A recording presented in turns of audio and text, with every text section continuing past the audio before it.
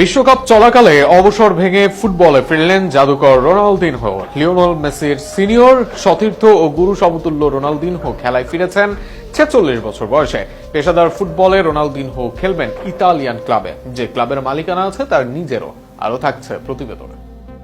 Football বিশ্বকাপের উন্মাদনার মাঝে ভক্তদের জন্য এসেছে এক চমকপ্রদ খবর। দীর্ঘদিন পেশাদার ফুটবল থেকে দূরে থাকার পর অবসর ভেঙে আবারও ক্লাব ফুটবলে ফিরছেন ব্রাজিলের কিংবদন্তি ফুটবলার রোনালদিনহো।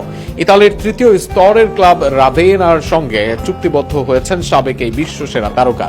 চুক্তি স্বাক্ষরের পর প্রথমে রাভেনা কর্তৃপক্ষ জানিয়েছিল রোনালদিনহোকে মূলত ক্লাবের প্রচারণা ও আন্তর্জাতিক পরিচিতি বাড়ানোর কাজে যুক্ত করা হয়েছে। তবে সাম্প্রতিক এক বিবৃতিতে তারা ইঙ্গিত দিয়েছে পরিস্থিতি অনুকূলে থাকলে ব্রাজিলিয়ান এই কিংবদন্তিকে আবারও বুট পায়ে মাঠে নামতে দেখা যেতে পারে।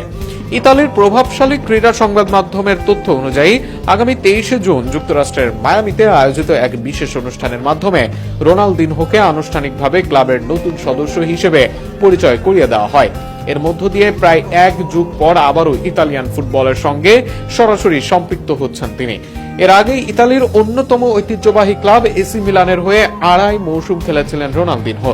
2015 সালে ব্রাজিলের ক্লাব ফ্লুমিনেন্সের জার্সিতে নিজের শেষ পেশাদার ম্যাচ খেলার পর থেকেই তিনি মূলত প্রদর্শনী ম্যাচ ও সাবেক তারকাদের বিভিন্ন আয়োজনের অংশ নিয়ে আসছিলেন।